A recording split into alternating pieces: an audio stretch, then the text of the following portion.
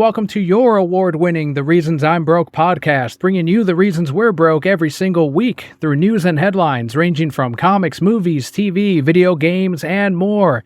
I'm Daniel, and your other host this week is Macio. Welcome back, Mace. Thanks for having me, man. What up, bro? Cats was good. If this is your very first episode of the show, the way we format it is we go through this week's news, and then we end it with the Brokehead block, which is what Macio and I have been up to since you last heard us. So let's jump right in and explore sector number 550.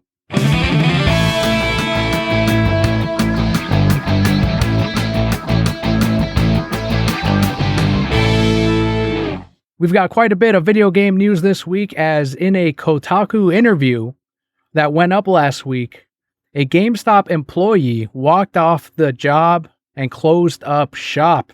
So fed up with working 10-hour days all by herself between piles of traded-in video games, stacks of Pokemon merchandise for less than $15 an hour, she closed her store in the middle of her shift, put a sign on the door saying GameStop doesn't care about its employees, and walked off the job forever. So you and I can relate to the story, as we're ex-GameStop employees. I didn't walk off the job. I don't think you did either, but I mean, we can definitely relate to that, the treatment by that company.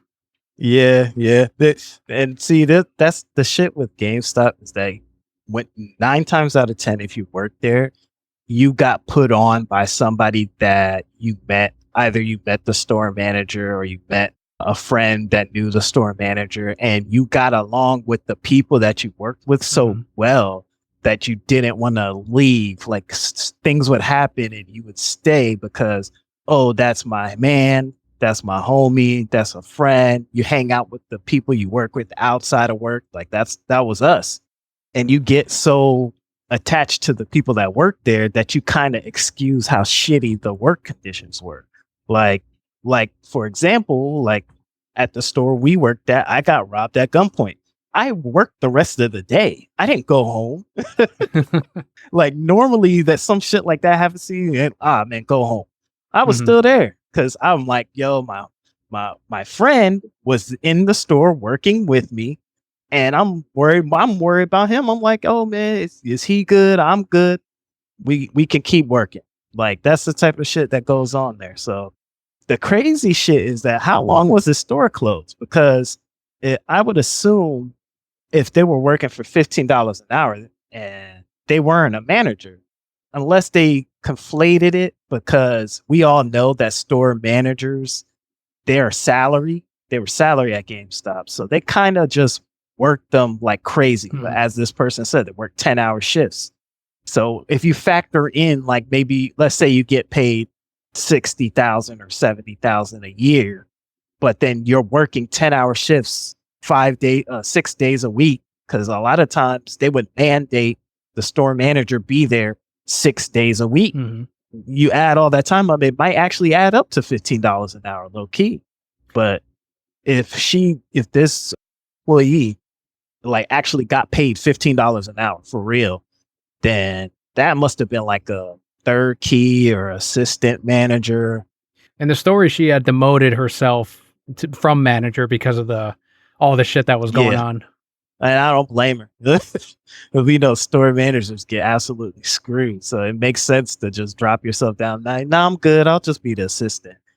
But like, that's crazy, man. Like the fact that nothing's changed from when we worked there to now. Like they haven't, the only thing that's changed is the product in the store, but how they run the business just absolutely fuck over store managers.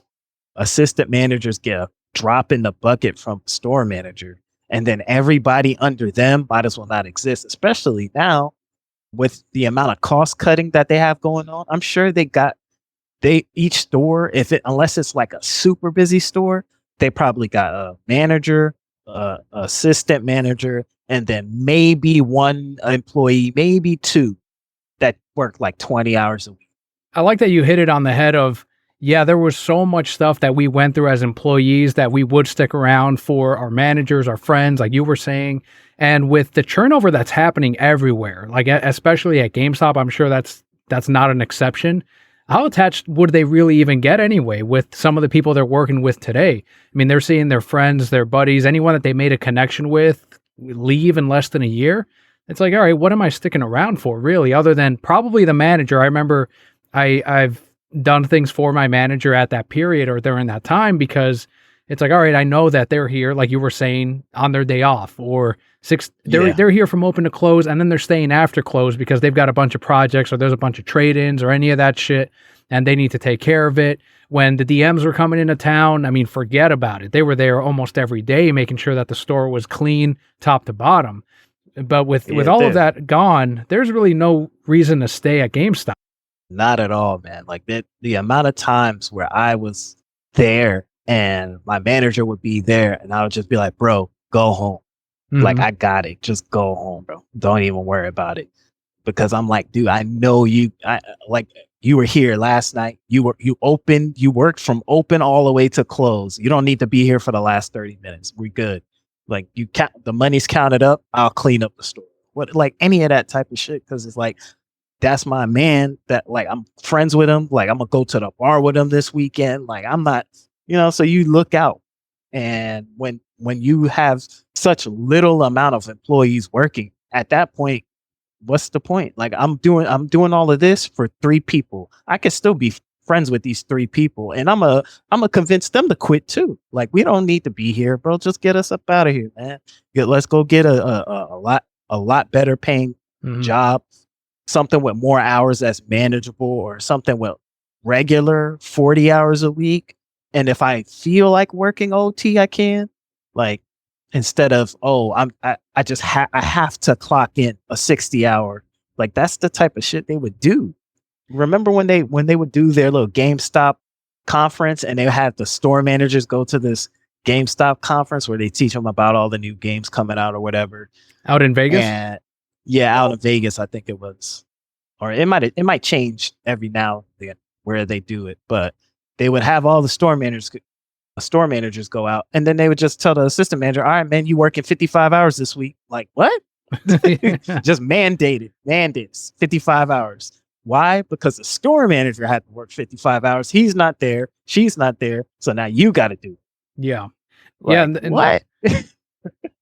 Well, and on the flip side too, like going back to managers working crazy amounts of hours where we would get slammed with a ton of trade-ins, and I probably did it at that store too, but in every GameStop I've worked at, I remember going, all right, I know we don't have the hours, but shit needs to get done, and he's about to be here an hour later. I'm going to clock out and just put out these games. I'm going to clock out and do this. Like, I would still do work off the clock, which is very illegal. But, but at the same time, I'm not going to leave all this shit to the manager to do, even though he's getting paid, even though all of that stuff. But, they're working, like you were saying, over 70 hours a week. Yeah. You know how many times like you would go to the store on your day off to like maybe, oh man, like my controller broke. Let me just run up to the store real quick, get a controller. And then you walk in and your manager is slammed the fucking lines to the door. He's doing a big ass trade in and he just looks at you like, bro, like you can't like, and then you're like, all right, I'll clock in for an hour or something. Or you might just be like, oh, you know what? I'll put this stuff out on the floor for you while you're doing that. And you just be in there for like half hour working for free. Yep. Just because that's your man, you see him working, you're like, damn, I gotta help him out, man. Yeah. Like, this shit's crazy, bro. Nothing has changed. No. And it's only getting worse as they close more and more stores down. They keep cutting as much cost as they can. It's going to get worse and worse. It's going to get to the point where it's just going to be the store manager and the assistant manager only. Every time you go in there, you're going to see the same 2 people. You're like, damn, do y'all get days off? No, not really. That sounds like me. They might even shorten the hours of the store and just be like, oh, from like 10 to 7, the GameStop's open, and they just work in that window. Yeah. Yeah, at the comic shop, that I'd have customers all the time be like, do you ever get a day off? You're always here. And it's like, I work 40 hours a week and the store's not really open that long, like throughout the day. And I'm like, well, I'd turn it around like, what, you don't want to see me? What's going on? What are you trying to pull?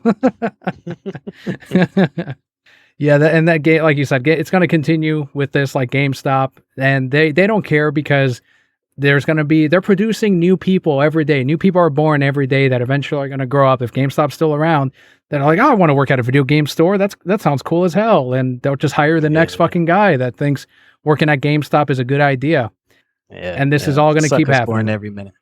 Well, on more positive news, we do have a bright future for the environment, for Xbox gamers, and this is optional too, so I like this. A new Xbox update was released last week, offering some helpful new features for gamers and, like I said, for the environment. Last month, an update was rolled out to Xbox insiders, making the console more carbon aware, as they called it, which would result in the system scheduling updates for times when it would use less fossil fuel and more renewable energy. So now that is all live for all users. It wasn't just for insiders.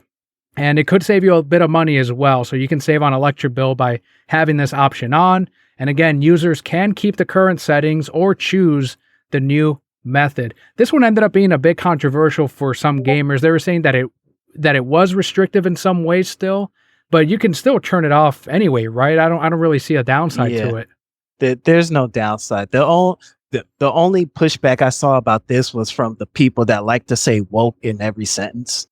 It said that this was Microsoft being woke. It has nothing to do with that. Like to talk about this, you have to go all the way back to when the console was first announced.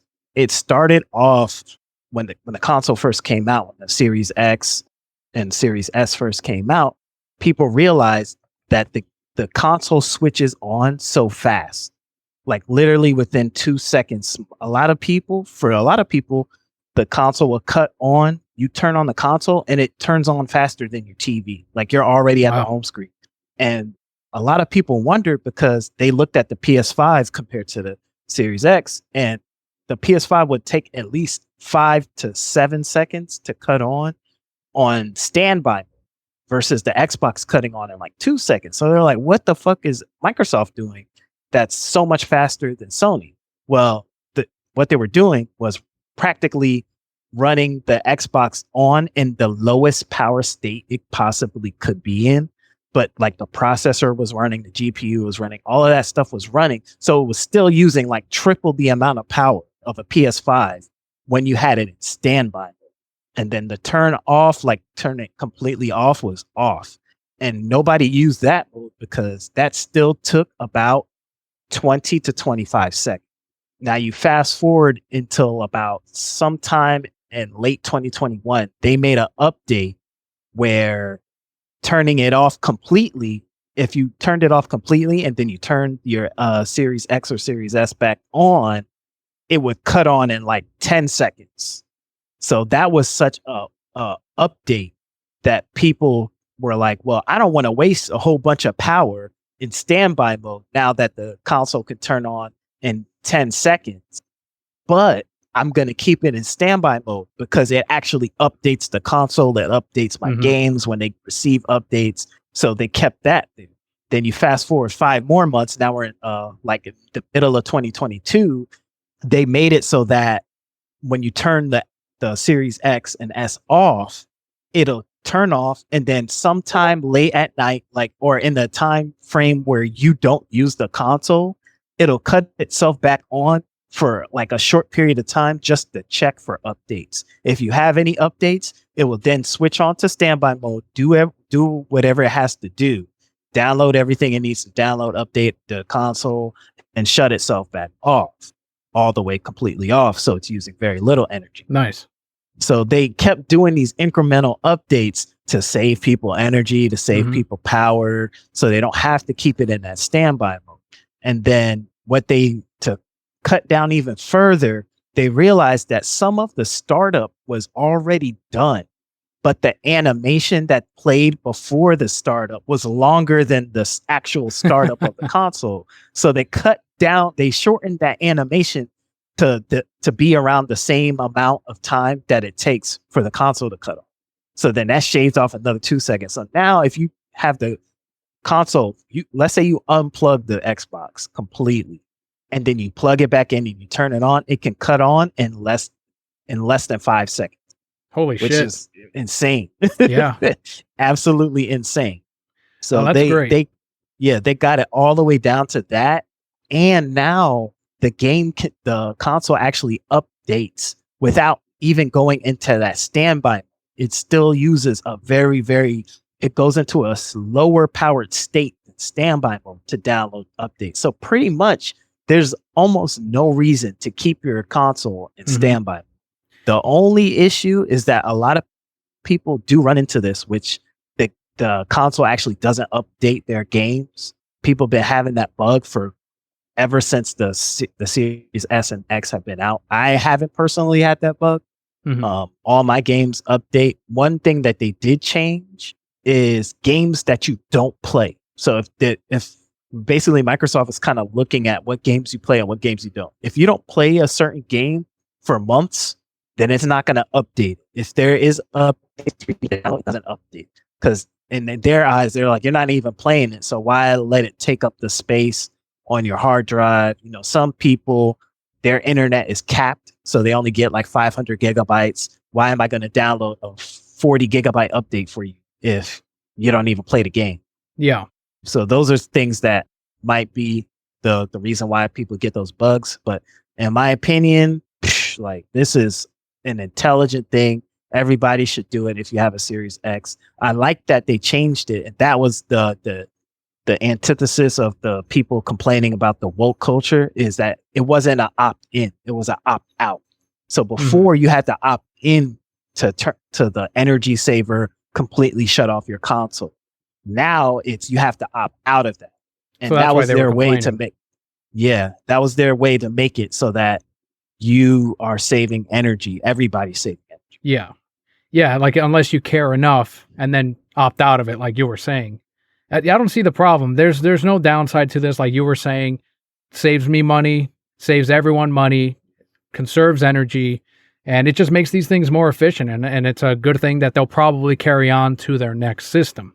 And we have more out of Microsoft here, as Microsoft's president and vice chairman, Brad Smith, announced this week that the company signed a 10-year contract to bring Xbox games, not Activision Blizzard, they said Xbox games, to Nintendo consoles. And obviously everyone's thinking, okay, they're saying Call of Duty. But, I mean, that kind of opens the door, right? Yeah.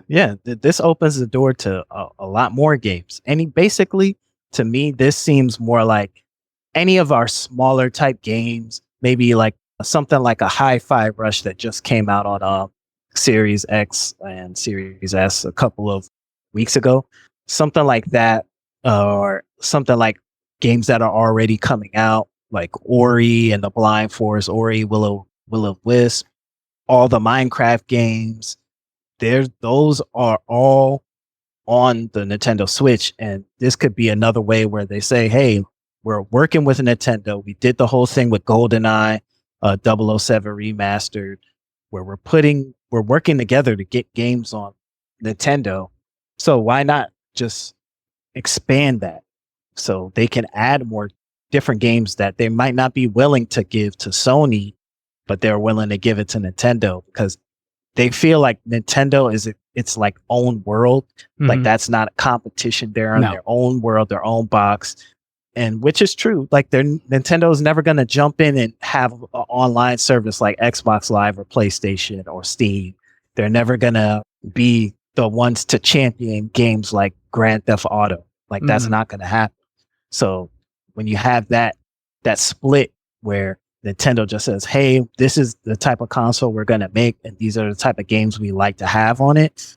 And then you have the other two, which is mostly like Sony and Xbox, where they're like PC. Like, hey, whatever you want to put on here, you can put on here within reason. You're going to have that split. And why not bring like Diablo, Call of Duty, Minecraft, all those games over to Nintendo if they're willing to have them. All great titles, and Nintendo's been the secondary console for generations. And they're the side hoe for gamers. Like, you got your main console, the one you like, that you spend so much time with, you spend a lot of money on, and then sometimes you got your handheld now. It's kind of a handheld console that you can take because people like the exclusives. They want to play Pokemon, Zelda, Mario. And so, all right, well, I'll buy a console for those games. I think that's their strongest suit, is Nintendo's first party content. But then you've got your machine that it's like, all right, but I want my machine that's going to give me cutting edge graphics, gameplay, power, all of that. The big hitters are going to be on my Xbox. So you can get both of those consoles. What do you think about the criticism of it's not really a promise because how many of these games are they going to develop separately just so that they run on Nintendo consoles?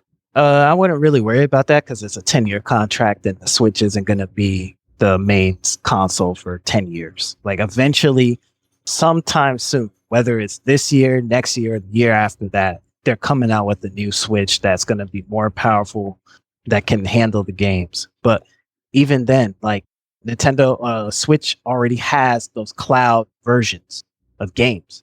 I'm sure they wouldn't mind having an Xbox Cloud version of those games on their consoles. That still counts. I'm sure they wouldn't mind spending the money to bring some kind of Call of Duty, even if it's a Call of Duty that is only on Switch that doesn't have cross-platform play. I'm sure they wouldn't mind because people will still buy it. Yeah, I see There's what you're saying.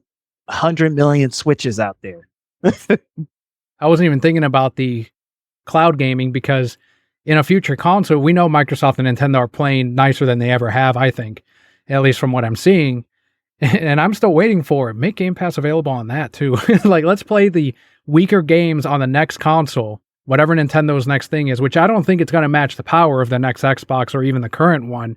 But it'll be able to play things like probably Halo Infinite or any of the current console generation games will be able to get streamed on there. And they would need help from Microsoft to get a decent cloud service on there because we know Nintendo's always a generation or two behind when it comes to anything online. So they would have to beef that up. And I would hope that as part of the contract, they would do that. But if not, let's be cynical here for a sec. This helps them in their argument against the European Union or whatever, the Trade Commission over this Activision Blizzard merge that is happening. It's going to happen before April. Yeah.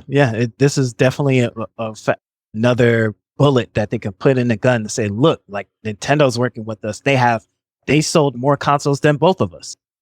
And they're willing to work with us. They don't see us buying Activision as a problem. Then also in the same day where they reiterated that they did this deal, and the reason why the Nintendo one is a big deal, they announced this months ago, but Sony's clapback to this was Nintendo didn't sign anything, Microsoft didn't sign anything. They just agreed that this was happening. So now they put the bullet in the gun and say, nah, it's not just a verbal agreement. It's on paper. Mm-hmm. We both signed this. So now you can't say it's just a verbal agreement. We both signed it. Which we already have a verbal agreement. Yeah. Then they did a verbal agreement with Steam. And the only reason that there was nothing signed there is because Gabe Newell said, I'm not signing shit because I believe that they're going to do it because they're doing it now. So I don't have a reason to sign shit. They could just do whatever they're doing. And he also said them buying Activision doesn't hurt us. Actually, it helps us because Microsoft is more likely to bring the games to Steam versus Activision.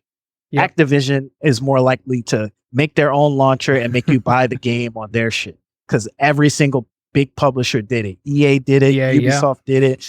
Activision was already doing it, but they were still kind of dabbling into the Steam verse. It was kind of weird because they would put like Call of Duty on Steam, but like Diablo or Overwatch wouldn't be on Steam. It was odd. So they were already back and forth with Steam. So they were like, I'll roll the dice with Microsoft before I'll roll the dice with fucking Activision. So they were already on. And then today, that same day that they announced that they had a signed agreement with Nintendo, they also announced that they had a signed 10-year agreement with NVIDIA to bring Xbox games to the NVIDIA GeForce Now cloud streaming service. So they're bringing their games to their competitor. Because according to Sony, Nintendo isn't a competitor. Well, NVIDIA GeForce is a cloud competitor. It's practically their only competition right now. And they're bringing their games over there. So they're technically hurting themselves by giving NVIDIA games to the GeForce Now. Boom, another bullet. So what can Sony complain about? Again, this is what Pachter said months, he said this last year, it's all just fun and games because they're eventually gonna tell Microsoft that they need to also pen and ink this deal with Sony so that Sony feels better about the deal. And Sony's gonna whine and cry about it. But when they do it, it'll be seen again as them thinking they made Microsoft do something, and they didn't, because Microsoft is still willing to. They've said it already, I think, where they said, we'll sign a deal, we'll sign a contract, we're ready to sign a contract with Sony, we don't care.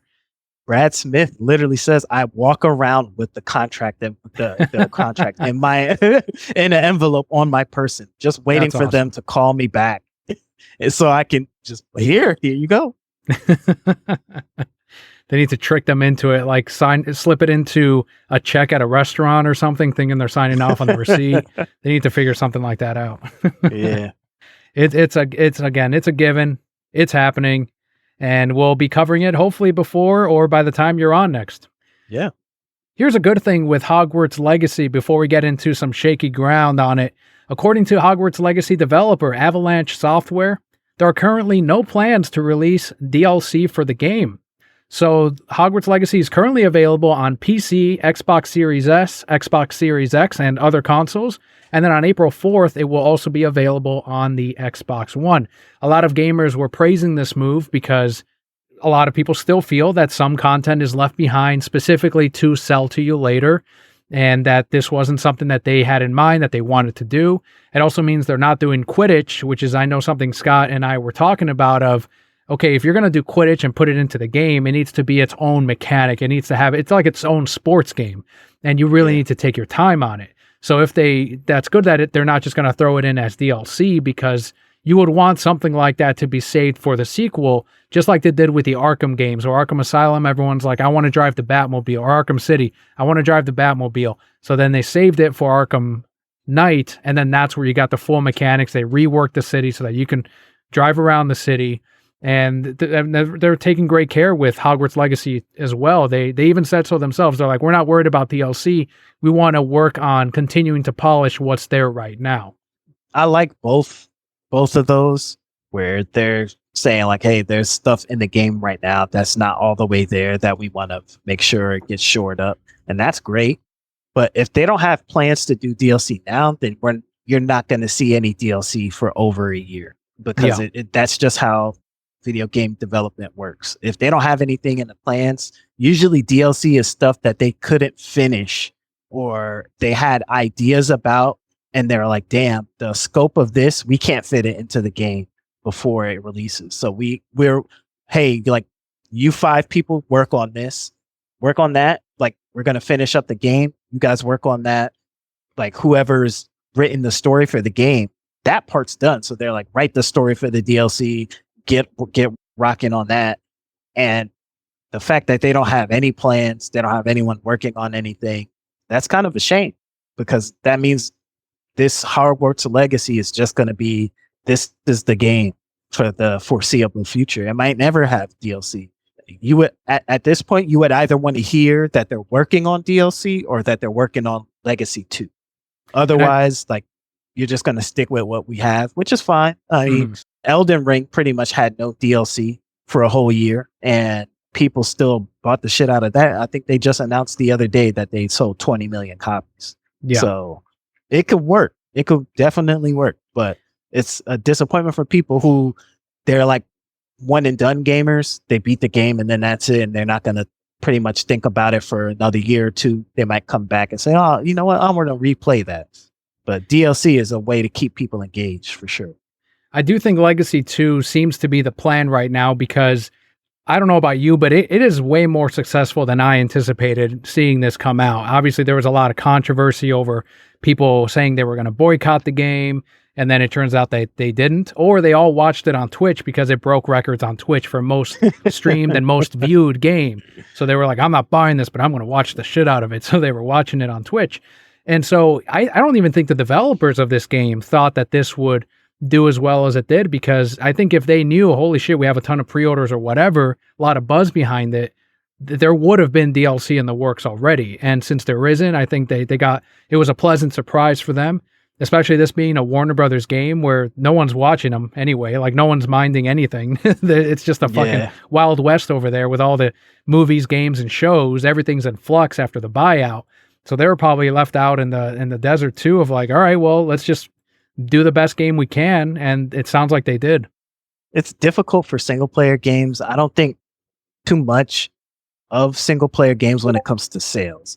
And I don't think developers are assuming that you're going to have those mega blockbusters off of just single player games unless you get that good word of mouth. Like Elden Ring, even though technically it's a multiplayer game, most people just play it by themselves. And that shit just had so much good word of mouth of people saying, yeah, okay, you don't like Dark Souls, but dude, you gotta play this. You gotta buy this. And it was just undeniable. And that's how it got to the 20 million.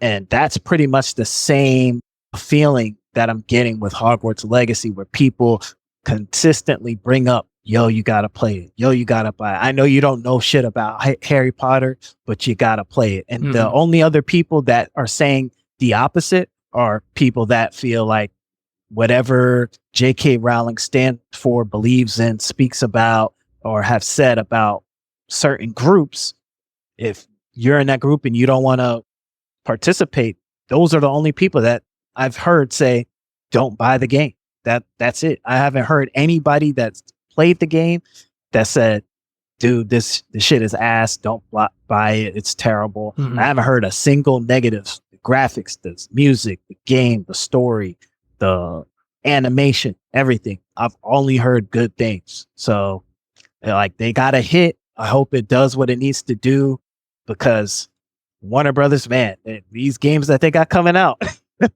these next couple games, like they already had the flop with Arkham Knight, so they kind of needed this one to bounce back. Oh, Gotham, what was it? Gotham or Knights, right? Gotham, Gotham Knights. I believe that's right. You said Arkham Knight. I was like, that was a big hit. Yeah, nah. Yeah, Gotham Knights. Well, there is an event that decided to stick to their boycott. Speedrunning event Games Done Quick has banned Hogwarts Legacy and all other Harry Potter games from future events.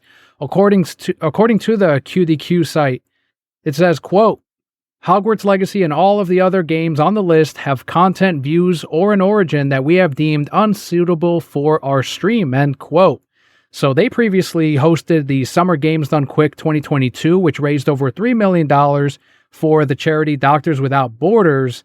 So people immediately called them out, and they've been avoiding all the tweets. They've been shutting off comments, and people are basically saying, so you care more about, I mean, yeah, they're dropping the woke word, but they're saying you care more about banning this game than you do about charity. And it's been like a damned if you do, damned if you don't for them, I think. Although on this case, it seems like most gamers went all in on Hogwarts Legacy. So the right move may have been, I think they would have heard less noise if they had just not banned it and just let it ride along with the rest of the games.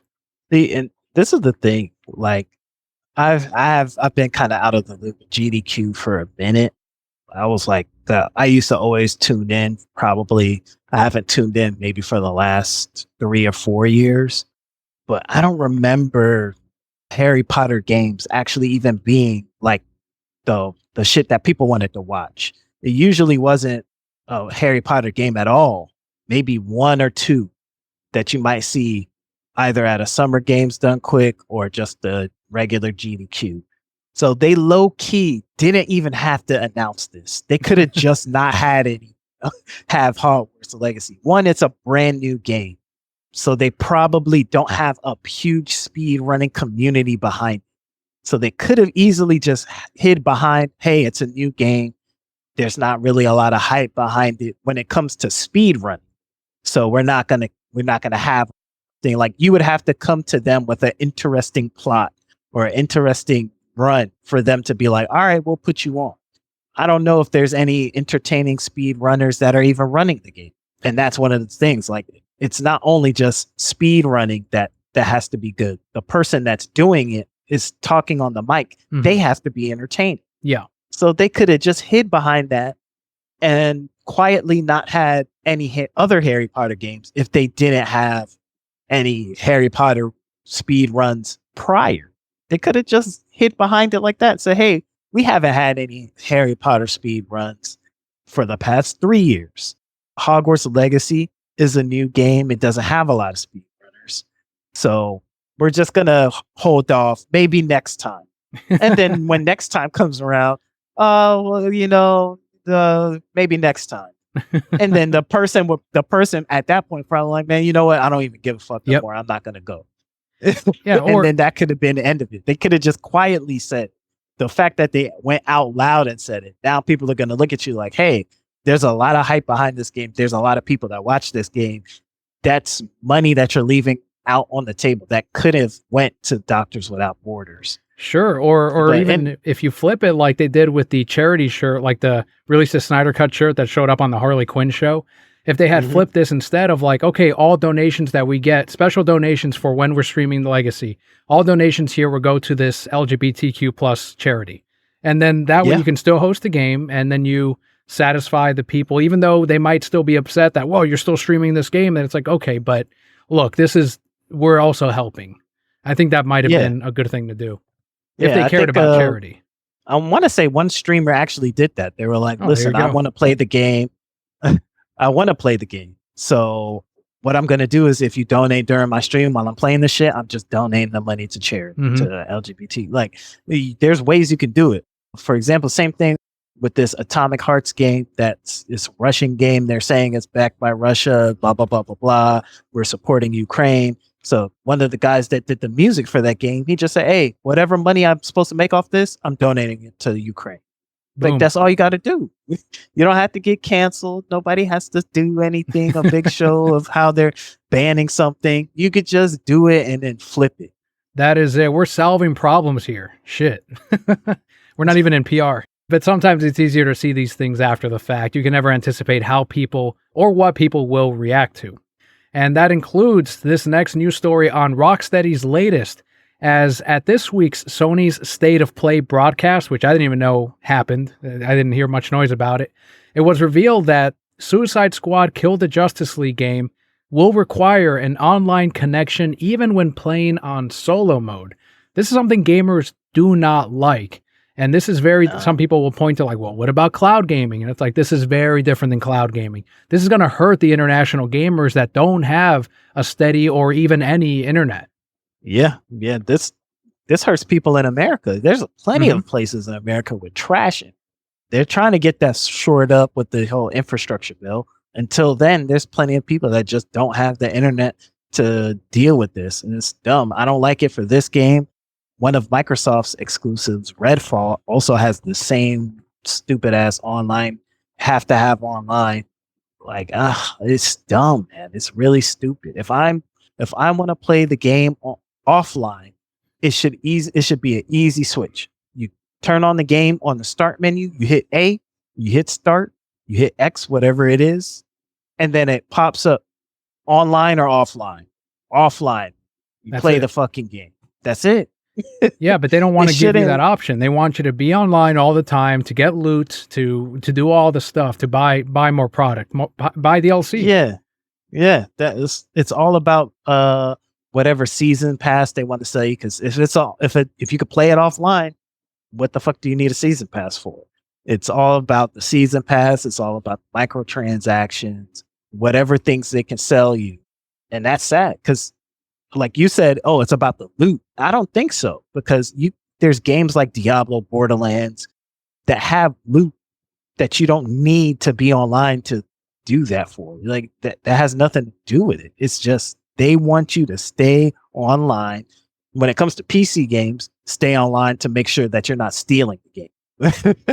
That's one of the things. And then when it comes to console, it's like we want you to be online so that you press the start menu and there's an ad right there like, oh, get this season pass. The season pass is up now. Or you like go to something, you go to talk to like Joker in the game, and then it's like, oh, the Joker DLC is out now. Like just absolute immersion breakers while you're playing the fucking game to remind you. And then if you lose connection, bless your heart. Hopefully you don't lose any actual progress in the game. What do you think about what Bobby put on Discord, which you on the other side, if you have not joined our Discord, there's a link in the description and you can talk to most of the hosts on there too. But where Bobby said that this is a product of years of delay during a period in which games to service were still popular, or were a fad, as he put it. And I can bite some of that. I can definitely see that that's true. There was plenty when this got announced. You had games like Outriders. The biggest games were all games of service. The Division, and then every game started turning into one. And now that's out of favor. Like all those games, pretty much nobody plays them. Destiny is still being played, but those games of service games, like they're all pretty much dead in the water. People just play what they play. So like if you're playing Apex, that's Apex Legends. That's a games as a service game. But you've been playing that for years. You've been playing Fortnite for years. You've been playing PUBG for years, Warzone for years. Like those, you're locked in. You're not picking up something like this, like the Avengers. Like, come on, man. Like they basically, they already had a taste of this with Gotham Knights, and they realized, oh, we can't make it a games as a service game. So they got rid of all that stuff, but they kept all the loot stuff in the game. So it has all the loot stuff like Destiny, like Division, but it doesn't have anything games as a service in it. And the problem with games as a service isn't the nickel and diming. It's the, can you make content that make people want to turn the game on every day? Fortnite seems like they're the only ones that can actually churn out the amount of content that's needed to have people play every freaking day.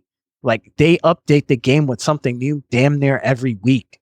No other developer has the ability to do that. Microsoft's Minecraft is pretty good too. Yeah, but Minecraft is mostly done by people that don't work for Minecraft or work for Microsoft at all. It's regular people, regular everyday people that are making mods and doing all the stuff that people want to play, and they go and download, or they pay for it. They support a creator by buying a modder's work. That's what keeps Minecraft alive. But like something like Halo Infinite, it's dead right now because it's a games as a service, but they just can't make content fast enough. Gotham Knight, I don't even know if I think that they pretty much shut that down. Yeah, well, that's my question to you. What Avengers, they already packed that up. Yeah, they did. Yeah, we covered that a few weeks ago. What happens to games when, let's say, cut to 5 years later when this game has already come and gone? If I want to play this game in a decade and they shut down the servers, are games like this unplayable then because they require that online connection? Or do they usually put out like eventually an offline mode or something like that? Usually, I believe they usually put on an offline mode. They just pretty much decouple the games as a service part from the actual game, and then you're allowed to play it. But certain games, they don't. Like, I don't know. I believe Avengers, you can do. They said they're keeping those servers open for a few more years. Yeah, and that's mostly because it doesn't cost them really much of anything to run servers, because all they have to do is just shut down the multiplayer aspect of it and just say, hey, like now you can't play multiplayer anymore because the servers are shut down, but you can still play the game. And then that alleviates a lot of the cost and how many servers you need to have. But certain games, like they just pack it up and those games get delisted. Like you can't even download them. And in an instance like that would be a shame for a game that should be played and can be played solo. Like you can play and beat the entire game by yourself. Okay, so if that's the case, why do I need online? Yeah, I'm curious to see how this. I do still think the game's going to sell okay. I don't think it's going to be as big a hit, unfortunately, anymore. If you had asked me last week, I would have been like, yeah, this game's going to sell great. But after this latest bit of news, unless they do some kind of update based on the feedback now that they're getting of like, it's going to be an optional thing. You can go offline, like you were saying. Unless they do that, I don't see this game doing as well as it could have anymore. I don't think it'll do as well as Arkham Knight, for example. And it had the potential, I think, because all the Arkham players are still waiting for that experience. Gotham Knights, even though it's a different developer, different story, different continuity, all that, some people bought into it thinking, okay, well, this will be the next Arkham-like game, and that it wasn't. And this is the original developers, Rocksteady.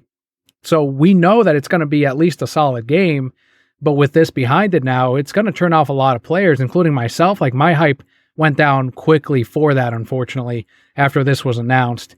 And I guess we'll find out whenever it releases on exactly how big a hit it ends up being. We have some comic book news here as Disney is blocking the re-release of some of Scrooge McDuck's original comic stories, according to its creator, Don Rosa. I met Don at MegaCon about 5 years ago. No line, could walk right up to him, and it said right there, creator of Scrooge McDuck, did the comic books. I had him draw me I told him, draw me a pissed off Donald Duck, and he did, drew it right up. And I think he also did a Jose Carioca from the Three Caballeros for my brother, I want to say, or it might have been for Kelly.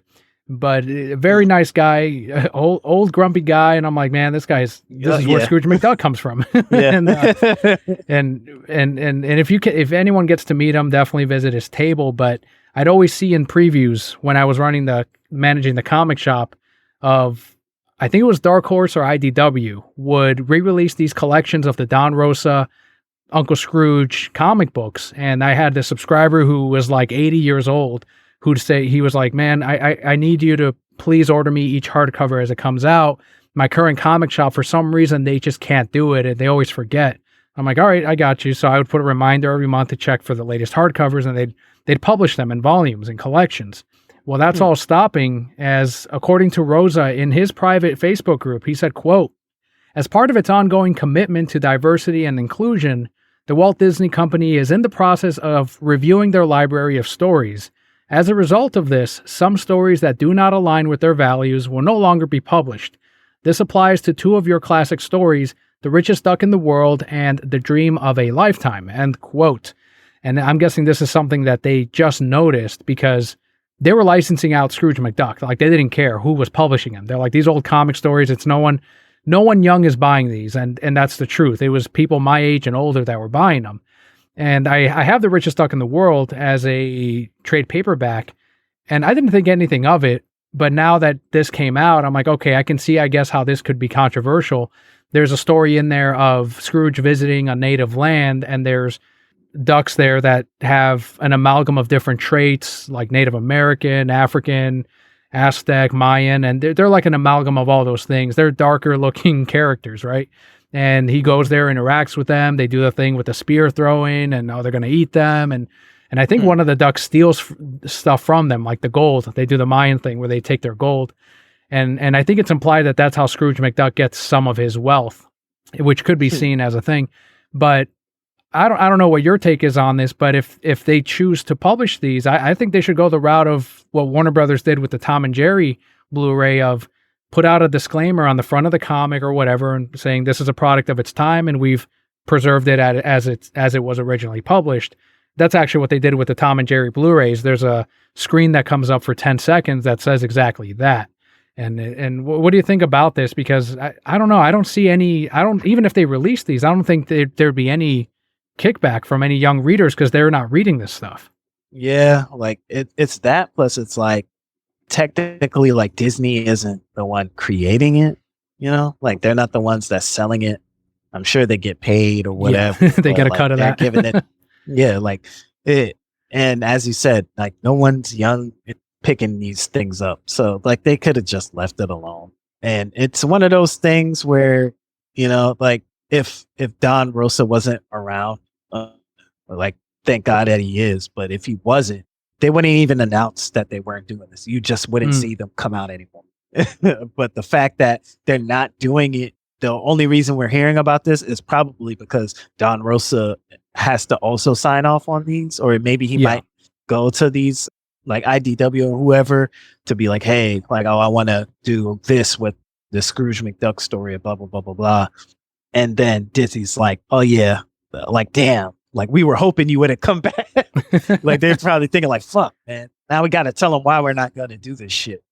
God damn. And now we're about to get here. The woke mob, DeSantis already on our back. Like, fuck. All right, damn it. All right. Give them the letter. And so like this, like this, like they don't want the PR of this. They just want it to go away. And it's better for it. I guess they weigh the options and say, it's better for us to send this to him maybe people don't even see him post about this. And Scrooge McDuck, these old classic stories just go away. Versus we put it out and then someone goes, yo, Disney's still fucking putting this shit out. Like, we don't see all the racist old Mickey cartoons where they had black people with fucking bones in their noses munching on fucking watermelon. They got rid of all that shit, but they're still putting this out. And then it would have been a whole thing. So they weighed their options with that, and they went with Don Rosa could just go kick rocks real quick. Yeah, and that's I know one thing that collectors are disappointed with is they were on volume 11, I think, and there were only 2 more to go, and some of those stories are part of those volumes. So he was saying like those are not going to be published anytime soon, so they'll probably never be collected as part of this collection. And if you are able to find those older printings, which now they're probably going up in price because people are going, okay, well, I'm never going to be able to read these. They're probably not online anymore because Comixology is going away. Amazon is getting rid of that. So any digital comics of that is probably gone too. And you got to get your physical books if you can find them. So if you care and you want to read some good Uncle Scrooge stuff, pick up some of the books. I do like it more than the DuckTales cartoon because I used to love Donald Duck because from the Kingdom of Hearts games and the cartoons of he's the angriest, he's hilarious, he's funny. I don't know, I really like Donald. He's got an ego that's huge. That's funny to me. But then I read the Uncle Scrooge comics and he picks on Donald like crazy. I'm like, holy shit, Scrooge is more of a badass. So it's like, shut the fuck up, nephew. Like he just picks on him all the time. And I'm like, Scrooge is the real one, man. So I like those old comic books, and they're the upside is, as we were saying, no one reads them anymore. So if you're able to find them in a 50-cent bin or somewhere, you probably won't be paying too much for them. But I wanted to cover that because I do like Don and I do like Uncle Scrooge. We do have a bit of Marvel news here, as after destroying the Ultimate Universe back in 2015, Marvel is bringing the Ultimates back with a series titled Ultimate Invasion. A quote here from the artist, Brian Hitch, who worked on the original Ultimates books from back when I was in junior high, I think, said, quote, "It's been more than 20 years since I started work on Ultimates, a project that would have a big impact on my own career and beyond. So when Marvel came to me with the idea of revisiting the Ultimate Universe with the man who so brilliantly and spectacularly destroyed the last one, I was both feet in," end quote. So the Ultimates was originally written by Mark Miller, and now Jonathan Hickman will be writing this series. So it goes to show you that even an entire universe that they destroyed, and they said, we're going to keep Miles Morales, we're going to keep, I don't know if they kept Nick Fury, or I remember they wanted Nick Fury to look like Sam Jackson in the movie. They want all their characters to look like their movie counterparts. Yeah. But for Nick Fury, they ended up not keeping the Ultimates one, which was weird to me. And instead they made Nick Fury's son, I believe, or some family member of his, the new Nick Fury, who just happens to lose an eye just like he did. And they're like, oh, here we go, Black Nick Fury, like on the big screen. And I'm like, but you had the Ultimate Nick Fury, just bring him in. What are you doing? Yeah. So out of the Ultimate Universe, we got Nick Fury, we got Miles Morales, and this was back before they modernized the Avengers. And this was back before they were, that was the thing to do, of modernizing every character. They were going out and not just sex swapping or race swapping characters. They were actually making characters like, remember when Ant-Man beat the shit out of his wife in those old 70s comics? Well, we're going to do that again. We're going to bring that back. So we're going to bring back some issues that now we can reflect on. And Captain America beats the shit out of Ant-Man over that. All of this stuff that wasn't in the movies, and those movies are loosely based on the Ultimate Universe. And I just have pretty good memories of those initial years, but I just think it's funny that even in comics, nothing remains dead. Even if you destroy an entire universe, they'll find a way to bring it back. Yeah, that's crazy, man. Like, it makes you wonder, like, seeing as Disney does everything, they try to match the comics to the books and vice versa. Makes you wonder if they're going to try to do some type of Ultimate Universe or something. I mean, they're running out of ideas at this point. They're throwing everything up there to try to get stuff to stick. So I wouldn't be surprised at that. I'm still shocked they haven't. Well, I guess they don't have Miles Morales. Sony has that, and they've been doing, as I've said before, I'm not a fan of their consoles and video games, but they handle the Marvel Universe pretty well on the big screen. So they have Miles Morales locked in, and Disney doesn't have that yet. But they do have Nick Fury, and they could have probably eventually used the Ultimates, but I don't know if they want to, because again, it's got a a wife beating Ant-Man. It's got Yeah. Captain America pointing at his star and saying, "Does this look like an F for France?" or whatever he says, and it's kind of wild. The Ultimate Universe, they really just let them do what they wanted back before Disney owned Marvel, and I'm going to check it It's out. going to be a lot more soft. Oh yeah, yeah, absolutely. I don't think they're gonna let Hickman do the original Ultimates like he wants, or like Mark Miller would have.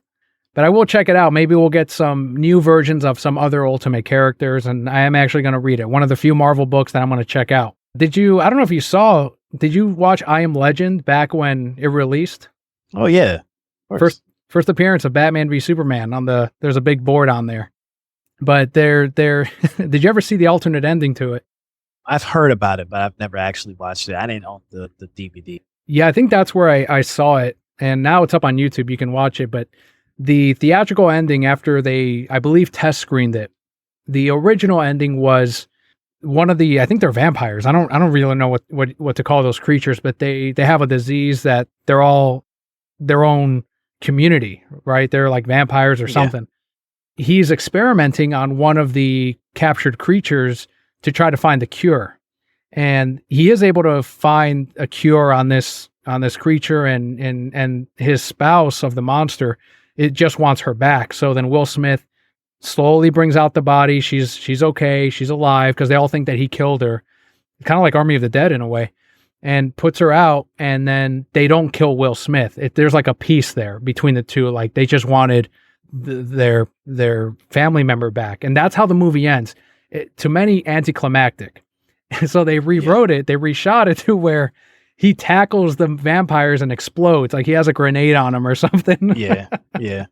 And he blows up. Yeah, kills himself and saves. I think there was like a little girl and a lady involved, and they make it to the promised land where the rest of the humans are. I think this is what it was. Well, I Am Legend 2 writer Akiva Goldsmith revealed that the alternate ending from I Am Legend will be where the sequel is picking up. People were wondering, how's Will Smith in the sequel, along with the character's child, if he dies? We would need a lot of backstory, or you make the alternate ending canon, and that's what they are doing. He says, quote, "We trace back to the original Matheson book and the alternate ending as opposed to the re-released ending in the original film. What Matheson was talking about was that man's time on the planet as the dominant species had come to an end. That's a really interesting thing we're going to get to explore," end quote. So Warner Brothers does have the ability to choose a different canon and move forward with it. They're not doing it with the Snyderverse, but they're doing it with I Am Legend. So for me, that's a good thing. I liked Will Smith in I Am Legend, and I would have wanted to see his character in the sequel. I'm glad now that it's not here's flashbacks. No, we're getting him back. Yeah, that's a lot better. I don't know what the rest of the story is going to be.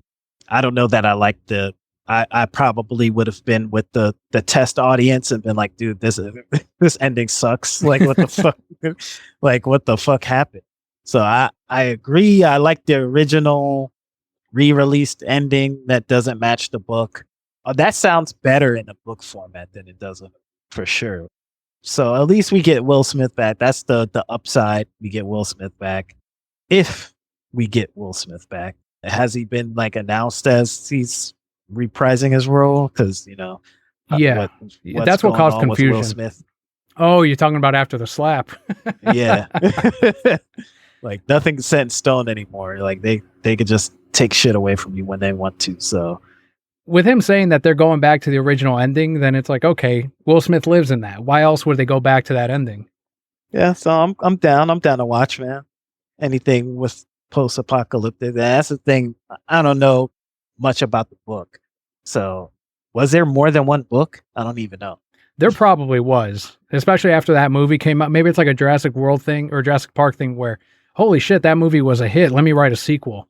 And then, or even like a mandated sequel of, you better make more because we want to make more movies. So I'm sure there was a sequel to I Am Legend. But I'll be checking it out as well when it releases. And you can go back and watch the original, but I'll tell you right now, the CG does not hold up on those vampires. I watched the original scene again on YouTube, and I'm like, oh shit, this is bad. Yeah, I can imagine. It wasn't even all that good back then. No. So nowadays, that I don't think they clean that shit up when they like re-release it on Blu-ray. So it probably looks terrible on 4K, I would imagine. Yeah, just like a Mrs. Doubtfire in 4K, you can see all the makeup lines and everything. It's like, oh, Robin Williams is wearing a mask. How do they not see that? Well, we've got some Pixar news here as a Disney executive, Pete Docter, addressed the box office bomb that was Lightyear. They asked him, like, well, so what happened with that? You had a hit on your hands. He said, quote, "We love the characters and the premise. I think probably that we've ended on, in terms of what went wrong, is that we asked too much of the audience. When they hear Buzz, they're like, great, where's Mr. Potato Head and Woody and Rex? And then we drop them into this science fiction film that they're like, what?" End quote. And this was in an interview with The Wrap. So that also surprised me because I know these Disney heads were hyping the shit out of this film. And yeah, it ended up losing money for him. It just looked too bleak, man. Like when you hear Buzz Lightyear, you see like Toy Story. Even though like people cry when they watch all the Toy Stories and how sad the movie is or how much glee and joy they gain from it, that gives them a happy cry. At the end of the day, they're very bright, colorful movies, and then they like grimdark Buzz Lightyear. Like what the fuck? Like when you watch the trailers, they make it look like it's a super serious movie, and we're talking about Buzz Lightyear. He was like the butt of the joke in the first Toy Story. He was the guy. He was the one taking the shit too serious, and the rest of them being like, bro, we're toys, man. We're fucking toys.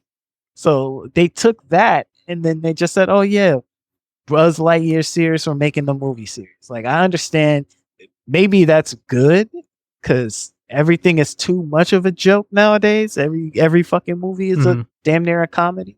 So maybe that's a good thing, but like it's supposed to be for kids, man. Well, maybe they were counting on like a whole generation grew up on Toy Story. Maybe they want to see something a little bit older and then they can bring their kids with them. That might have been the idea, but I think my biggest issue with it, and this is what I heard early on, is when people were like, Chris Evans is voicing Buzz. I think that's who it was. And people are like, why not Tim Allen? And they're like, well, this is the movie that inspired Andy to buy a Buzz Lightyear toy. And that's what we're showing. He goes into theaters and he sees this movie. Nah. And I'm like, but then why does Buzz look very different than the toy?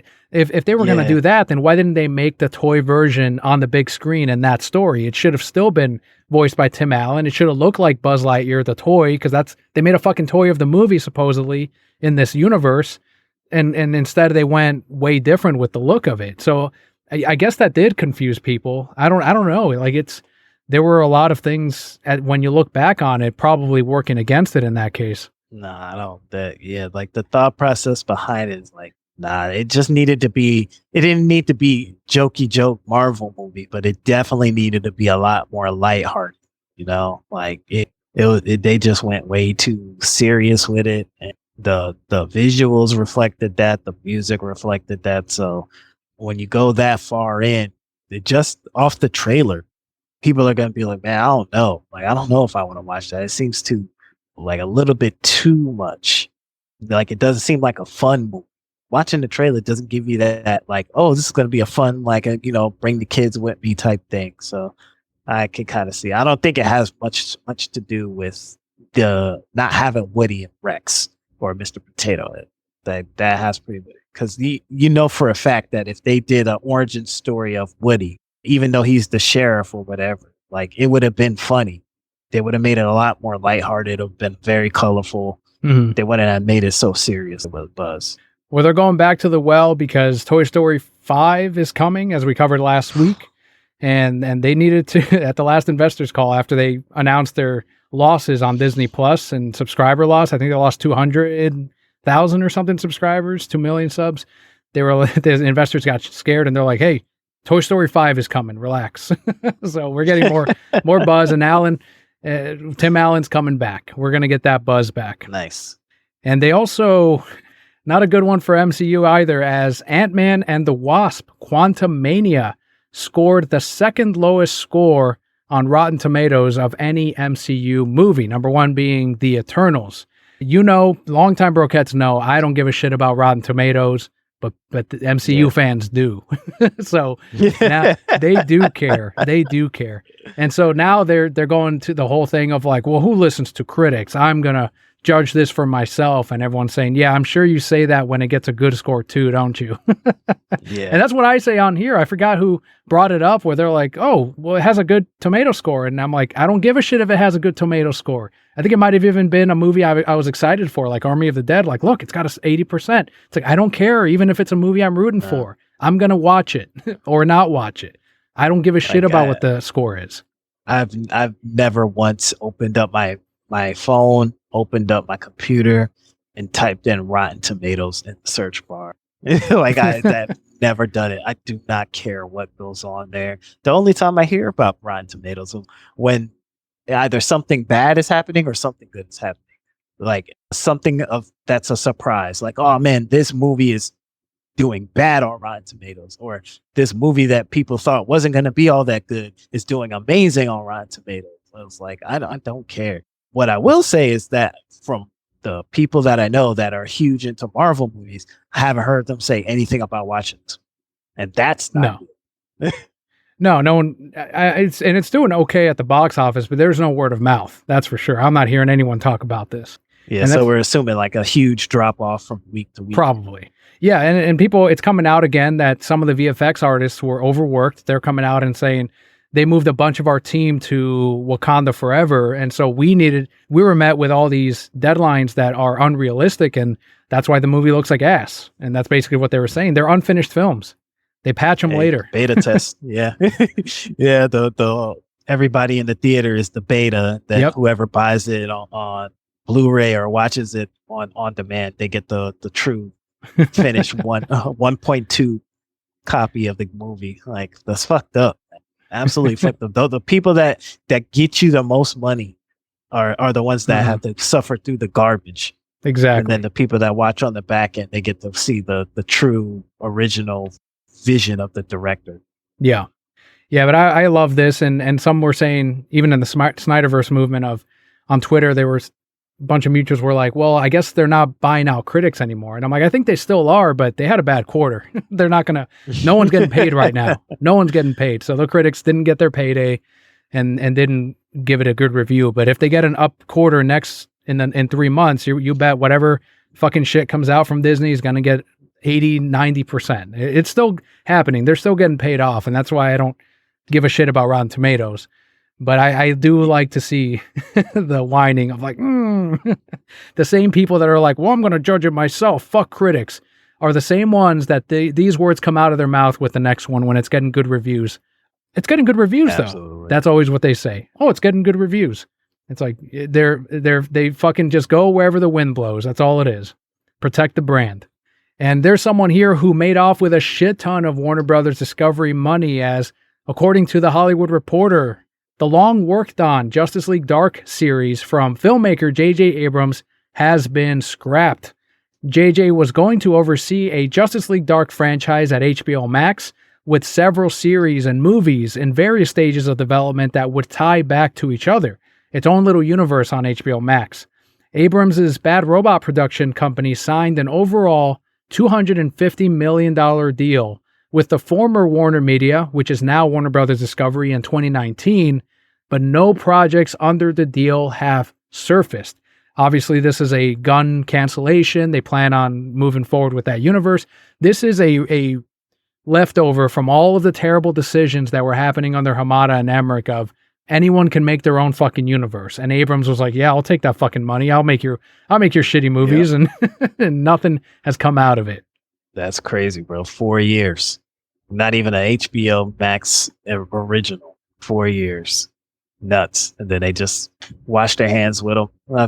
Hey, man, some of those characters, Gunn like, dude, some of these, I need some of these characters, bro. Constantine, I need that. Like, whatever you got going on, bro, I need that. So, just get him up. He hasn't even put, we We don't have no pilots. We don't have a cast. Like who's casted in any of these things that he was working on? In 4 years, you don't have a cast for something? Come Right. on, man. Like that's easy. Just clean and get him up out of here. They find it ways like, oh, just pay him off whatever we need to pay off to get out of his contract. They're just trying to find ways to clean up out of everything that can lose them money. And then whatever James Gunn feels like he needs to have control over, yeah. And I still think, like you were saying, he must have done some work. His company had to have done something. So they got paid. They robbed Warner Brothers Discovery. Oh yeah, easily. Yeah. Maybe not the actually full doing work. Between actually doing work and then having some type of canceling, because he's not canceling his contract, they're canceling his contract. So I need to get paid. Yeah. Oh yeah. And I bet you now he's like, even if he didn't give a shit about these series, he's like, hey, wait a second, I wanted to make these. You better pay me. Just fame. Let's do half. Fame and interest. Yep. What a fucking joke, but it's another fallout again, and this one is not an exception either, as New Line Cinema's Shazam: Fury of the Gods is tracking for a low domestic debut of 300, nowhere near that, 35 million. 35 million to 40 million, according to first projections. This movie is set to come out on March 17th. You pull up Cinemark, you pull up AMC, and you look at the sold seats, they're fucking empty, man. Man, this a huge fucking flop. It's pretty much projected to do worse than the first one, right? Like at this point, Zachary Levi's might as well just be out on the street like, oh, I'll pay you to watch. I'll buy your ticket to come into the theater to watch this shit. Like, man, and they fucked this movie so hard. Like the delays, the pretty much zero marketing. No Black Adam. No Black Adam. Terrible. And the problem with this is that this is 1000% gonna flop. And then on top of that, they're gonna shelf Shazam.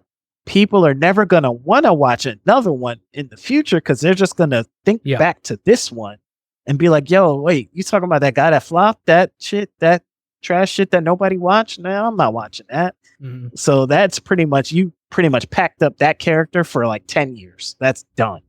Yeah, it's the Catwoman effect. Yeah, and the sad part is the first movie didn't even it wasn't a flop.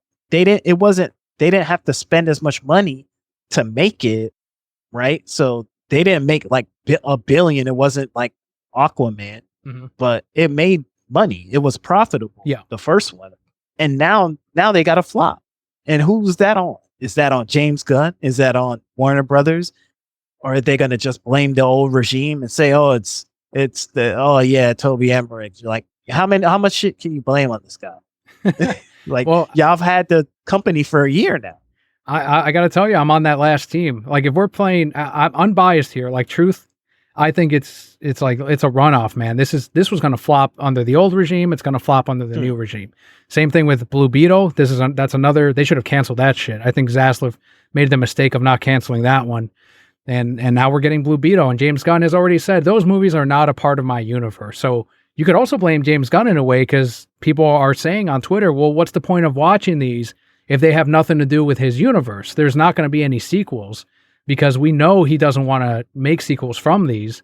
So unless they make $1 billion, then maybe they'll do like a Reeves verse or Todd Phillips Joker verse where, okay, we'll do them on the side. And I'm sure that would happen with these, but that's the only way we're getting a Shazam 3, or I shouldn't say they're getting a Shazam 3 or a Aquaman 3 or Blue Beetle 2 is if they make $1 billion, the Flash 2 even.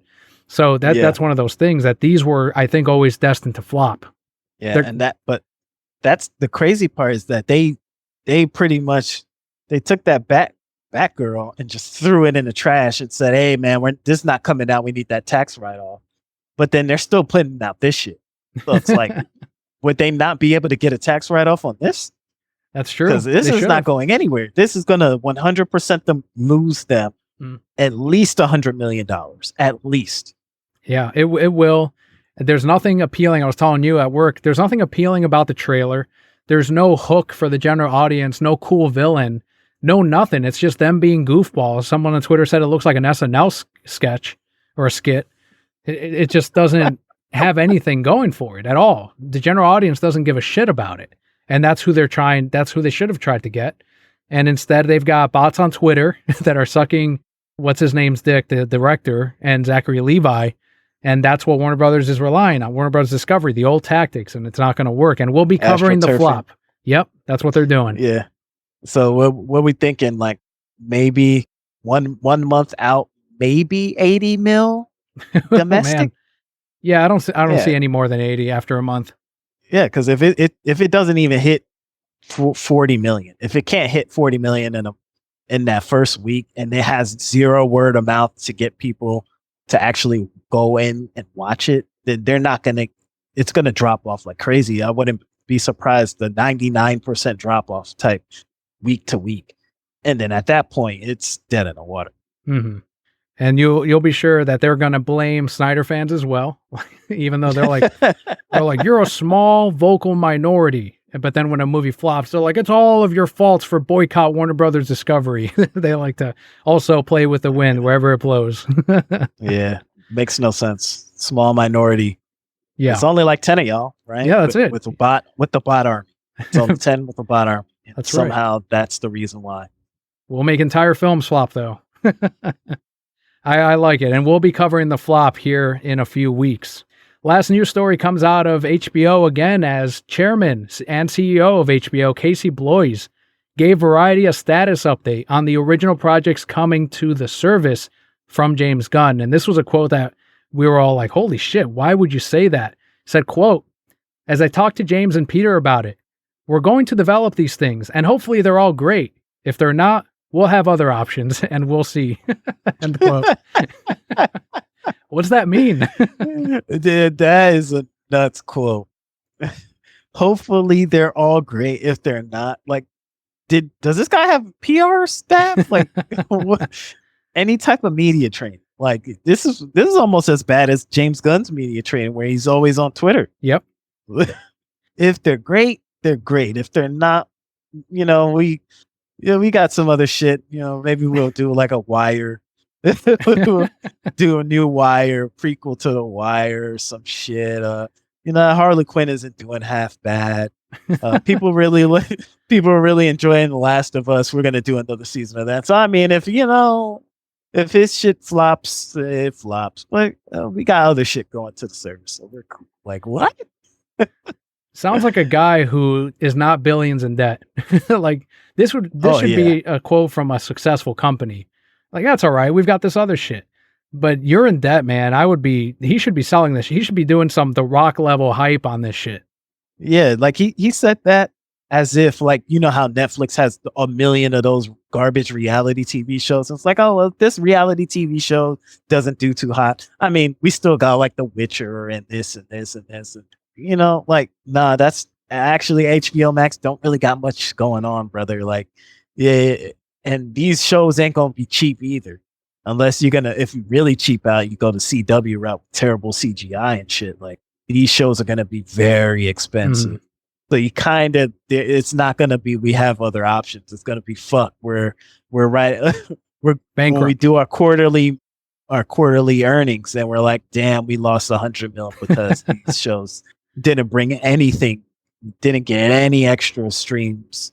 Didn't bring any new subscribers. Like, that's going to be a problem. Well, the biggest rumor I'm hearing is that Universal is aiming to buy out Warner Brothers Discovery as early as 2024. That's what I'm hearing. And how many times they're going to get bought out? Well, this was always Zaslap's plan. This is what he does: is he flips shit. So, skinnies out the company and then gets rid of it. His plan is to beef up these properties and make them sellable, sell them for a profit because they bought it cheap from AT&T, and then they can sell it off to Comcast, Universal, and make a profit on all of it. And then he gets to retire or go back to Discovery, whatever his plan is. So he's hoping that this Gunverse does well because they can say, hey, this is doing great. Our stock is now worth this much. Buy us out, and you guys can continue to make the profit on this. But I don't think that's going to happen. And if it doesn't, if all these things do flop, then maybe Casey Bloys doesn't have a job in 2024. we'll see what happens, and and it's going to be no surprise though. There is going to be a buyout that's happening. No matter what Zaslav says, he's not going to be head of this in 10 years. And that does round out our news for this week.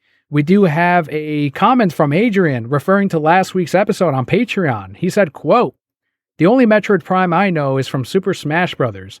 I didn't know Metroid was a game until I started playing Smash Bros. Good times. Regarding the Flush trailer, I didn't watch it. Why bother? It's not part of the Snyderverse. I was so disappointed to see so many people from the Snyder Cut movement show support for it. I unfollowed a lot of these people. They know it erases the Snyderverse. I don't understand human mindset sometimes. I don't buy that Zack contacted Gunn. Remember that headline that said Zack handpicked Joss Whedon to finish post-production on Justice League? I do remember that. Zack told the real story about what happened. Maybe I'll repost that interview on Twitter for the shows to wake the fuck up. About the Budweiser commercial. With the frogs and the What's Up, the Superior beer commercial is the only one, is the one with the Wingman song. Why that commercial and song doesn't have an Emmy, an Oscar, and a Grammy, I'll never understand." End quote. I don't know that one, the Wingman commercial, the Wingman song. What is that? I would have to hear it before I'll have to look that one up. Oh, that's a Coors Light. So there was a Coors Light Super Bowl ad? Yeah. That's crazy. I didn't think Coors could afford that. Yeah. I remember this now. Yeah. Okay. I feel them. I agree. I agree with that. I remember watching that commercial. Yeah, that was pretty funny. The guy taking one for the team.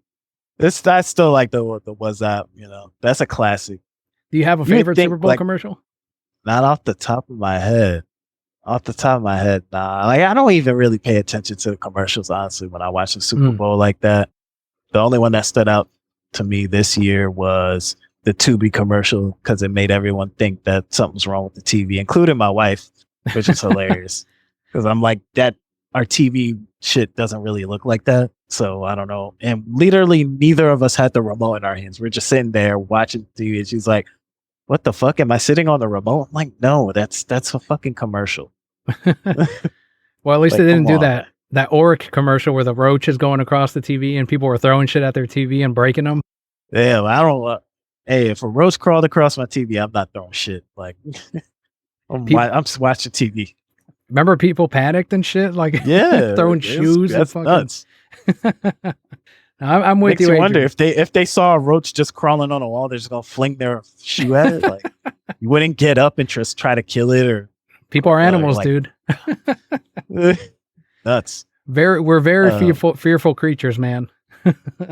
No, a bear could come out my fucking TV. I'm not throwing shit at the damn TV. I had a fucking black bear right outside my house like a month ago because I heard a big crash and I'm like, what the fuck? Is someone breaking in or some shit? And I look outside and a bear had knocked over our trash bin and was ripping up the trash in there. It took it out. It made a big fucking mess in the front yard. Damn. And black bears don't look that big, but I'm still like, I'm not going to fuck around with that shit. And I'm like, where the fuck did it come from? There's no fucking woods around here. Like, there's not really, there used to be orange groves and shit, but I'm like, no, there's nothing around here. How the fuck is a black bear out here? And it went through, got whatever it smelled in the trash, and then went off to the neighbors. And I'm like, all right. I closed the door to the doggy door. I'm like, well, these dogs will get eaten up. I'm not gonna let them go outside. Bears will climb fences. I know they can do that shit. So, oh yeah, 100%. And fuck with that. But now, even then, there's certain creatures don't fuck around with. But I'm with you, Adrian. I appreciate the comment. Thank you so much. And he heard it last week. I unfollowed a ton of people on Twitter because of that. A lot of people that it's like, do you even understand how this shit works? Well, we got to support the Flash movie because it's the last time we'll see the Snyderverse. It's like they're erasing the fucking Snyderverse, and it has nothing to do with Zack. I saw a Twitter poll online today of if in Black Adam, Superman had showed up in that black and silver suit in that post-credit scene, but Zack is still not back, would you have supported Black Adam? And it's like, what kind of fucking question is that?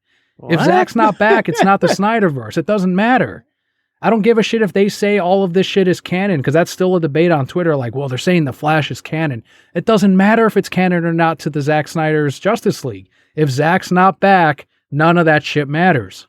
Yeah, that logic makes no sense. Okay, if Superman was wearing the black and gray and silver suit for a cameo, for a 5 to 10 second cameo at the end of the movie, would you watch it? What?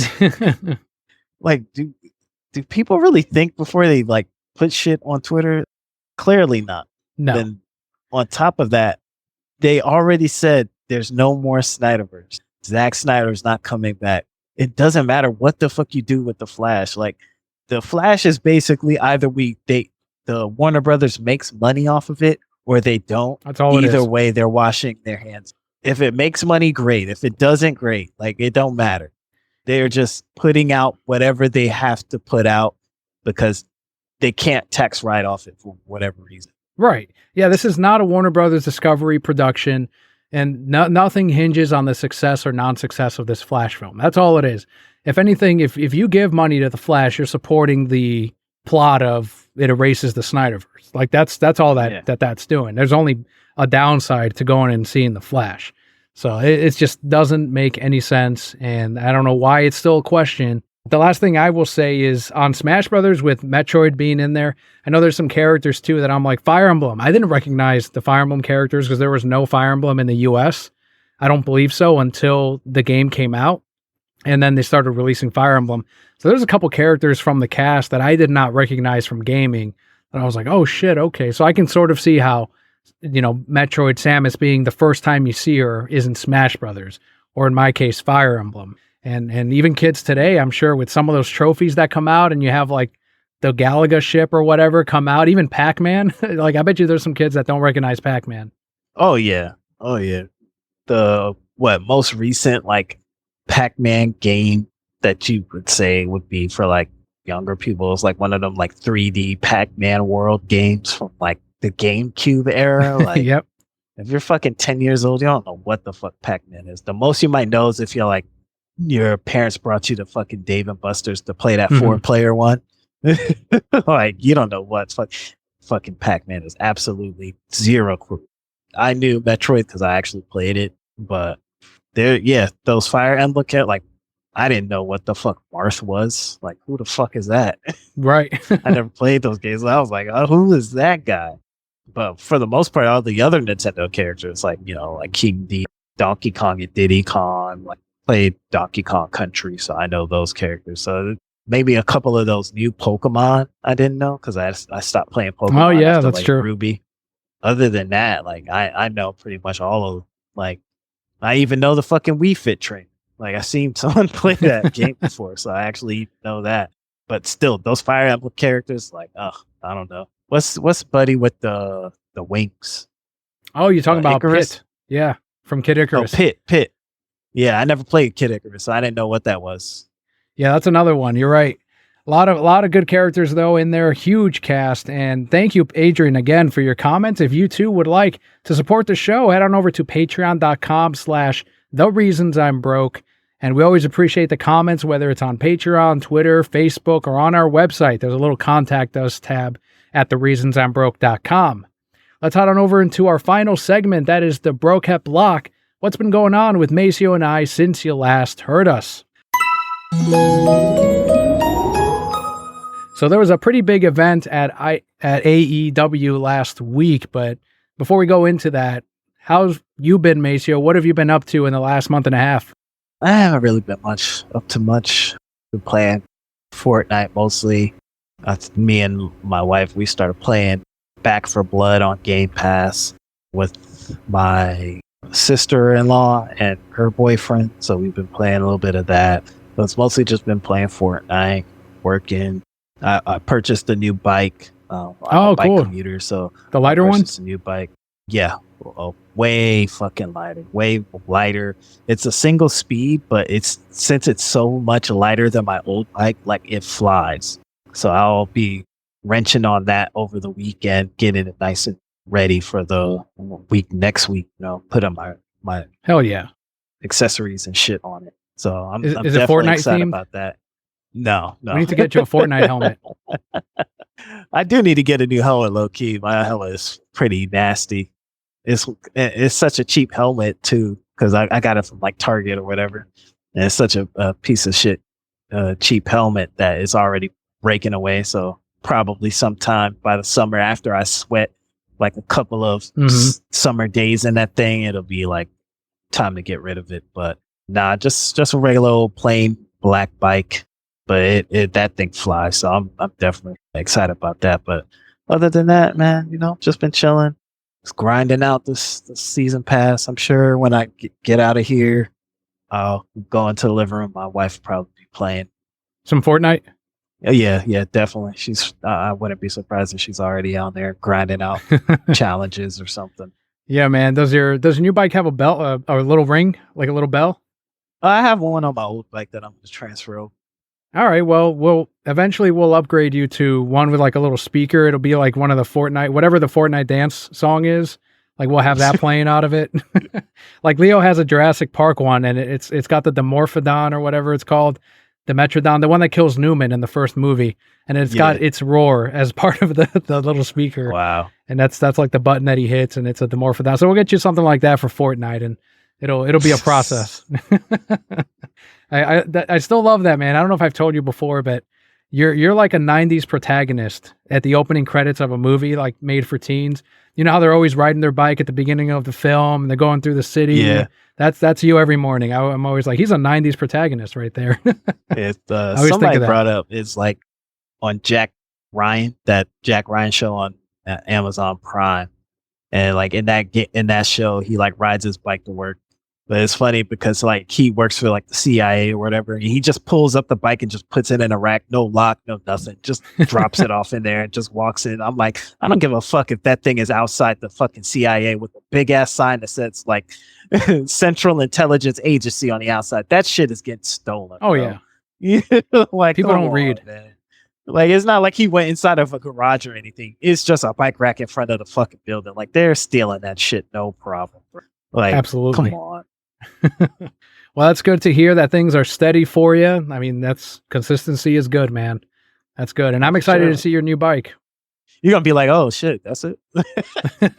It's so like nondescript. It's just a black bike. Like it's nothing really that stands out. The only thing that's like kind of weird is it's a belt drive bike. It's not a chain. Oh, interesting. And that gets rid of the whole lubing up the chain, worrying about when it starts raining and gets wet. You don't have to worry about any of that shit. You could just wash the dirt, grime off of it, no problem. And it just runs. So nice. That's the whole reason I switched over that. Plus it's fucking light. So now I don't have to worry about if I end up in a 2-floor or a second floor or a 3rd floor apartment, I have to carry my bike up. I don't have to worry about it being super heavy. Very good. I look forward to seeing it. On my end, since last week, there was this wrestling event, AEW, and someone messaged me, Brent, he's the comic shop manager currently, and he sends me a DM, and he's like, someone's holding a Sell Snyderverse to Netflix sign in AEW, and I'm like, oh, I wonder if that's Kojay. He's been on the show before. He's a friend of mine, because he famously put up the Restore the Snyderverse sign at one of the wrestling events, and he did it a few times. He did it last year, too. And I was like, oh, I bet you that's Kojay. Did it have a luchador mask on? And he's like, oh, I couldn't really see. So I looked online, and it wasn't Kojay. It was another member of the movement, though, who I didn't recognize, but they had the sign up, and I'm like, oh, that's great. And then he DMs me again, and he's like, oh, he just flipped the sign over. And on the other side it says, James Gunn sucks. And I was fucking dying. Damn. I wonder what kind of seat he had. He had, it's like the expensive seats. Like Kojay told me, like, because they tell you that you're going to be on camera. So people bring signs and shit. But he was the only one that had a sign in that area, at least. I didn't see any other signs, and it was clear as day. And what people thought was even funnier is that no one told him not to have that sign of James Gunn sucks, seeing as that it's airing on TNT, which is a Warner Brothers Discovery Network. Wow. They aired that crazy. shit. That's crazy. I'm surprised nobody walked over. I was like, hey, man, you're going to have to put that sign down or we're going to have to actually leave. Yeah, I'm glad it didn't happen. And people on Twitter the antis were losing their fucking shit. They were like, I'll buy a shirt, an AEW shirt, to the first person that goes up and rips that fucking sign off. And I'm like, no one gives a shit. No one cares that at that fucking event. They don't know what the fuck. I bet you they don't even, if they know what that is, they're like, whatever. Who cares? They're there for wrestling. Yeah. Like that. It's not that serious. No. And on top of that, like, how does that affect you? Right. Like Yeah. if somebody would have had the sign that said Zack Snyder sucks, you'd have just been like, oh man, look at the haters. Right. Like you're not gonna be like, oh man, $20 to the next guy that tears that sign up. Like, no, you're just gonna be like, man, loser ass haters hating on Zack Snyder. Like that's the easy way you could do that. They would have even been fine if they'd have said, oh, look at the Snyder cultists. Sure. It's fucking wrestling, bro. Like, why are you holding up that sign? And they would have had a point there. But they just go with the rip the sign up. Like, I'll buy a beer, guy that rips up the sign. What a loser. Yeah, they got mad, man. They got pissed off. And one girl was like, even the Snyder cult has infiltrated AEW. They're in all my fandoms. And I wanted to reply so bad with like, but it's only like a few of us though. Like, how are we infiltrating all these fandoms? It's almost like we like all this stuff too. It's bizarre. Really funny. So that was a pretty big event. But on the personal side, it's pretty much what Kelly covered last week of, she's counting down the days, the weeks till mid-April when Sophia is due. And she should be on one more time before Sophia is due, and we'll get that. And then in 2 appearances, we should have, if all goes well, another little one in our family. So we've been kind of preparing for that, putting our plan together for Leo because it's going to be a big change for him too. So how do we make sure that he gets, how he feels fulfilled day to day with his parents, that he doesn't get resentful over the baby taking, attention as one would think or whatever. So just trying to map out some strategies, and Kelly's an amazing mom. She's looking up things that have worked for other people. And she's like, okay, when we talk about changing Sophia, for example, or something is happening that takes our attention away from Leo, it's not a, hold on a minute, we're changing Sophia's diaper, or hold on, we're making her bottle. It's give me 2 minutes. That way it doesn't become like you're placing the blame on something, or because of this, I can't get attention. Just little things like that I'm like, holy shit, I never would have thought of that shit. Like, Kelly's a way better parent than I am. Like, it's just, maybe it's a mom thing. I don't know. Kelly's a only child, right? No, she's got a little brother, but that might be why though, because I know that there was some, I know for her, she was like, I definitely felt jealousy over my sibling. And I'm like, okay, that makes sense. Yeah. I can see it. I'm a middle child, so like that shit is that's normal. Like the older child gets the attention, the younger child gets the attention, and then hey, he's doing all right. He's doing all right over there. It's fine. You're Peter Brady, all that seems pretty damn normal to me. Right on. But yeah, that's about it. I've got some CGC books coming in from Bobby at some point, and I'll be sharing those on the Collector's Corner of our Discord. So again, if that's not a reason, if you want to see some cool comics, go on our Discord, go on the Collector's Corner. People like John share some fucking gems. Bobby, I know, is always drooling over those. And then he's got more modern books that he sends out. Every now and again, I'll share my little one. Like, look at this. I've got the first appearance of that gay Spider-Man, things like that are like new, like real fucking new. And I've got some classics too. I've got like the first appearance of Sinestro, and sometime maybe I'll throw that up there at some point, but that's about it. Waiting for some books, waiting for some cards, posting those up, and plugging away at work, learning still, and doing my bit, and checking in with Bobby as well. The staff at the old store are still messaging me, like DMing me, like, how are things? They're checking on me. So yeah, it goes back to what you were saying, man. It's like that GameStop thing of you care about your staff members.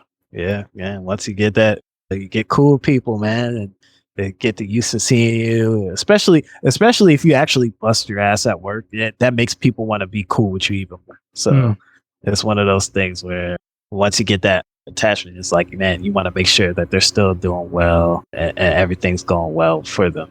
And sometimes they want to hear that, especially when you're working at a place that is more of a labor of love or a labor of liking the people that you work with and not so much the pay. They want to hear the good things that's happening to you, because then that might get them to be like, well, I could still be friends with these people and still have a different job and get paid more or have a better work-life balance versus staying here just because I like the people. So it's one of those things too. Yeah. All that makes sense. Absolutely. And when, I don't always believe it when I'm told, like, I can't remember if it was Bobby or one of the other guys that was like, yeah, people miss you here. And I'm like, yeah, it's just something nice they say. And then I get DMs from them. Like, I'm like, oh shit, I guess they do. Or when I went in like 2 weeks ago with Leo, and everyone lit up like, oh shit, hey. So it just feels good and always good to feel that experience and hopefully build it as I continue moving forward. We'll see what happens. But I want to thank you, Macio, for being on this week, for helping me host, and for helping to provide some insight and some content, especially on the gaming side for the rest of the Brocat Core. Please let them know where they can find you if they want to continue the conversation. You can find me on Twitter at Mac the Murderer and in the Discord with the same name. Absolutely. There will be links to everywhere you can find us in the description of today's episode. Otherwise, if you want to help out the show, let's say you can't help out on Patreon, leave us a review. Costs nothing, just a couple of minutes. If you listen to us on Stitcher or on Apple Podcasts, they do accept reviews. So if you go on there, leave us a review. I know I've had some gun on Facebook, actually. If you can leave us a review on our Facebook page too, that would help. I had a gun guy, a gunt is what we calling him, I guess. That went on there and gave us a 1-star review after they didn't like one of the comments I put up on one of comicbook.com's stories or whatever. So they went on there and put a bunch of shit on the Facebook page, left a 0-star review. So if you want to leave us a review to at least balance out the antes, that would help us out a lot. But thank you once again for joining us this week. I've been Daniel, joined by Macio, and Brocat Core. All will be well.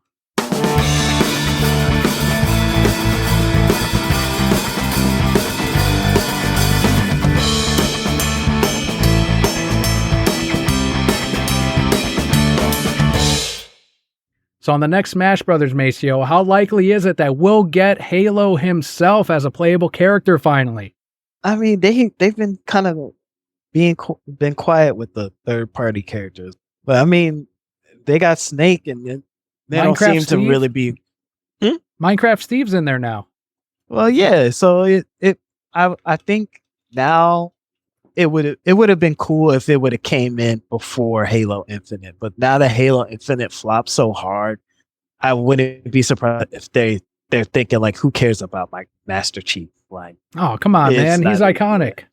Yeah, and that's the thing. That's the only thing that he has going for him, is that he is iconic. But just like, for example, like Snake, there hasn't been any real Metal Gear games in like 10 years. So it's one of those things where I can't imagine that it comes in at this point. I mean, wasn't this supposed to be the last Smash Bros. They ever make anyway? Well, this was supposed to be the last one that Sakurai worked on, is what he said. He's like, they could make more if they want, but I'm done with these, is what he said. And I don't believe him. I think he'll come back for another one. But either way, Nintendo's going to make more. It makes too much fucking money. Yeah, true. Nah, no Master Chief, man. I don't see it happening. Boo. That's gonna be another Alehouse Fries bet, because I bet you we'll get Halo himself in the next one. It's gonna happen, I think. And people can make their fucking Samus and Halo fan fictions now with the screenshot features.